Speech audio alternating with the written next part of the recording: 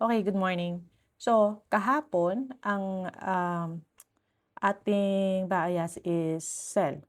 So, itong ating strategy na ginagawa sa gold again is,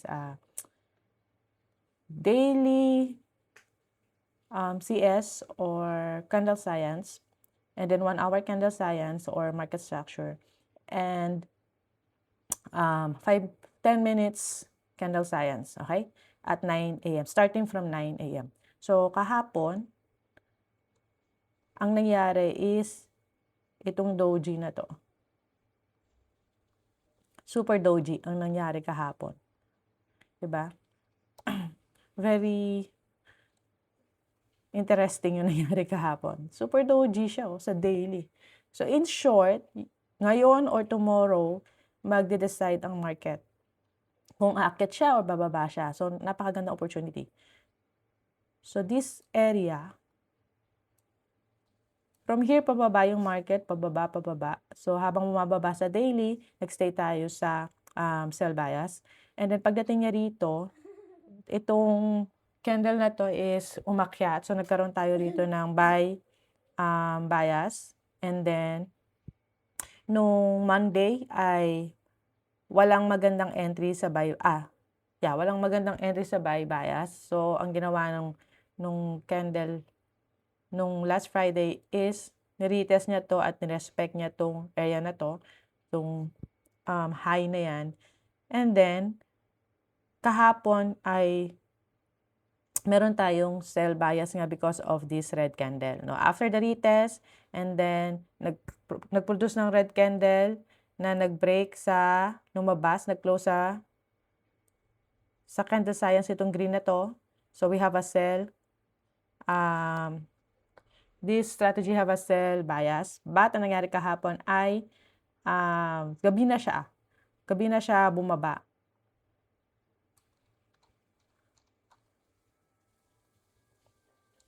Okay?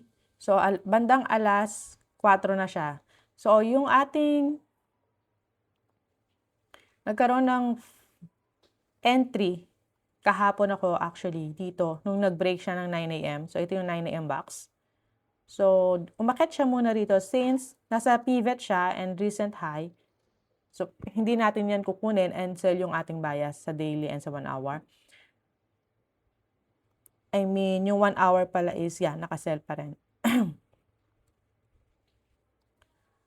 So nung bumaba rito, nag-break dito, ni-retest niya 'to, ni-respect niya 'tong particular area na 'to. So it means meron ditong, pending order and later, in the future, mukhang nirerespeto niya uli, okay? So magandang pangitain. So na-stop loss siya and then the second trading window natin is 2:00. So nagsimula tayo ng 2:00 dito. So umakyat siya, umakyat. So umabot sa pivot area and pagdating sa pivot area, nagkaroon tayo ng break of box dito. So actually pwede kayong mag-enter diyan. 4:20 siya or 3:20 sa Pilipinas.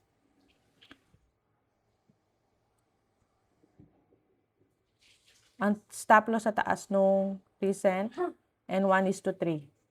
So hindi ko yan nakuha, hindi ako nakapag-enter diyan, no. Nakapag-enter pa ako diyan.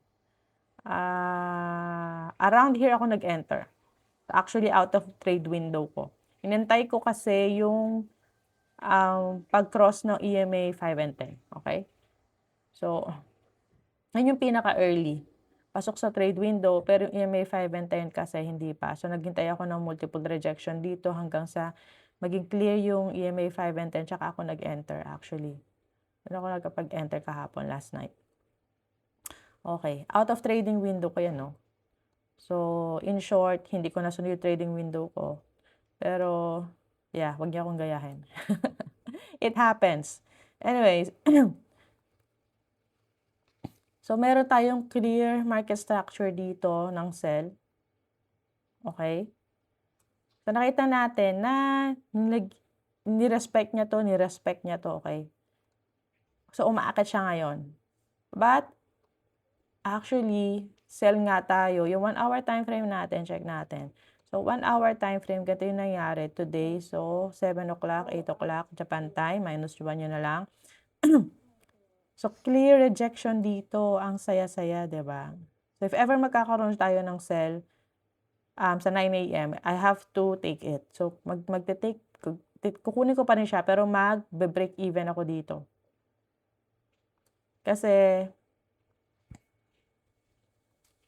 it's either i-break na niya ngayon or magbabounce ulit siya. Hindi natin alam. Pero I have to take the trade because yun yung sinasabi nung strategy ko. Daily sell, 1 hour sell. Pag nagkaroon ng sell sa 10 minutes, and then I will have to sell. And then take profit ko is 1:3. No? So, meron din ditong isa. So, actually, around pivot area. Respected ang pivot, no? Kita nyo naman kagabi. Pinakita ko sa inyo to, very respected ang pivot. Excuse me. Okay. All in all, nasa consolidation talaga siya eh. To be perfectly honest. Consolidation talaga siya. So, up, lower low, and then high, and then lower low, and then high, higher low. So, nagkaroon tayo rito para malinaw yung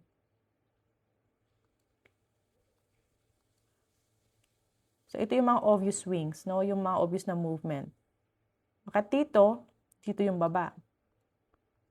Makat dito yung baba. And then, hinabol niya uli rito. Ang sinundan na niya, dire-diretso siya rito. Diba?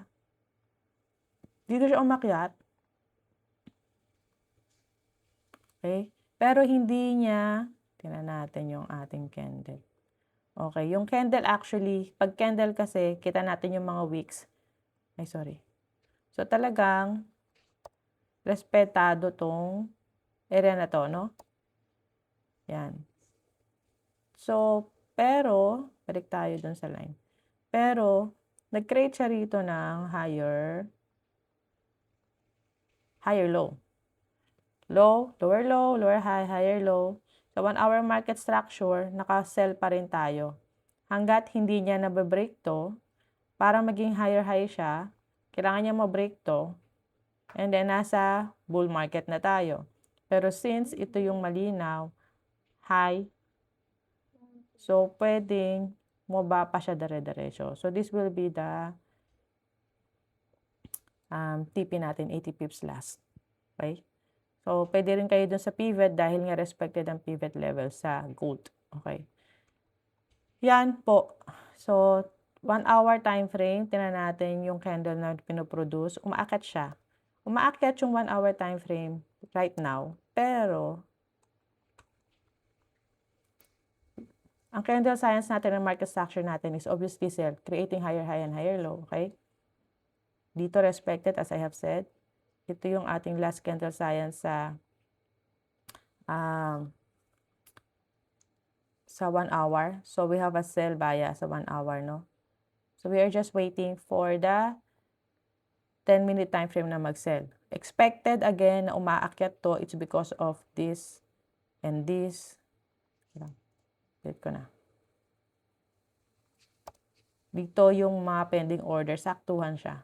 So, expected na umakyat siya. Okay?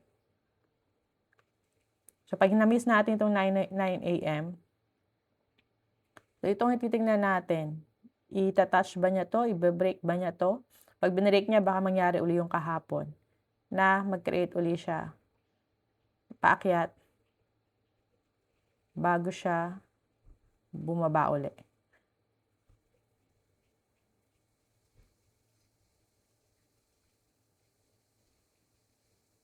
Umakyat siya. Pero kung titignan natin to, hindi man lang niya na-break to eh. So, ito na yung extreme. Ito, line na to, high, low. Yeah. Well, let's wait for the sell trade. So, paano natin kukunin yung sell bias? Simula tayo na 9 a.m., diba? Or 8 a.m. Philippine time. So, yung box, lagyan nyo lang siya ng box. Every time na mabe-break siya, tataas nyo yung box o ibababa nyo yung box. hanggang sa mag-close siya sa baba. So ngayon, pagtapos ng 1 minute, pag umakyat siya, obviously, parang magko-close siya sa taas. Magkakaroon siya ng panibagong box. Pag may umakyat uli sa kanya, nag-close uli ito ng sa taas nun, ng green. Iakyat niya uli yung box. Okay? And then eventually, kung bababa siya, katulad na nangyari dito, we just keep on moving yung box. Ganun. So, paano dito, coach, bumaba na, pwede ba akong mag-sell dyan? Kasi, diba sabi ko sa inyo, inintay ko yung EMA. So, dito, very bullish yung EMA, oh. So, hindi ko siya actually sinell dito. So, pagdating dito, nasa pivot area siya. Dito, 2 points eh. Actually, 3 points nga. Kasi nasa SNR siya, this one, diba, SNR. Tapos, nasa pivot area siya, nagre-reject. Pero since super bullish yung ating, yung EMA natin, no? Kaya sabi ko sa'yo, nag-intay pa ako dito na nag-break siya, ay, nag-reverse yung signal. And kung titignan ko rin yung RSI ko, meron ako rito confirmation na nagkakaroon siya rito ng pababa, paakyat to, divergence. 10 minutes lang to, no? Kasi small lang yung galaw natin. Mabilis kasi nga sa gold pala. So, we went to lower time frame para makita, ako personally, para makita ko yung galaw. Sa lower time frame ng gold na mabilis, binaba ko rin RSI ko at EMA. Yan yung nangyari. So, actually, nag-take profit ako rito, pero nagkaroon ako ng trailing stop during the night. And then, na-hit yung trailing stop ko around this. Dito, sa pivot. Kasi around dyan around dito consolidate. Okay. So, medyo may fear din ako kasi kahapon dahil nga 50% din to eh. Yung pivot area na to, 50% Fibonacci o 618 Fibonacci. Let me check. Okay. Ito, 618 Fibonacci siya. Tapos, umakyat siya rito. Kaya, stop loss reset ako o nag-trail ako ng stop loss ko around here. Before mag 45,000. 4500 points. Tapos, umakyat siya. Natulog na ako.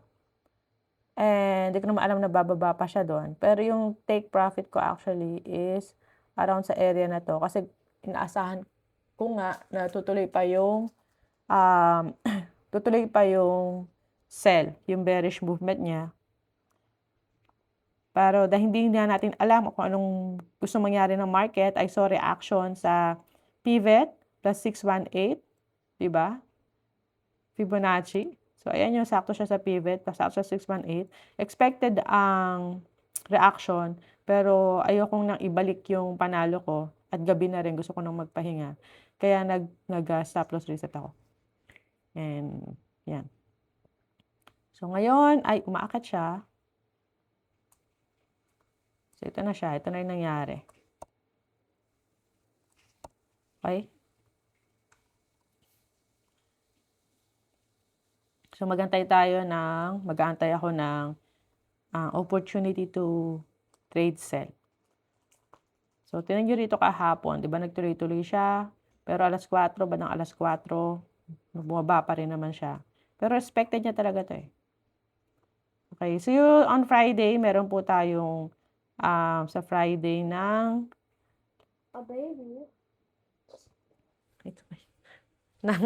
sa Friday ng lesson. Friday 8:30. Okay, this Friday, this coming Friday, June 3, 4, 5. June 5 ata yun. Okay, bye everyone. God bless.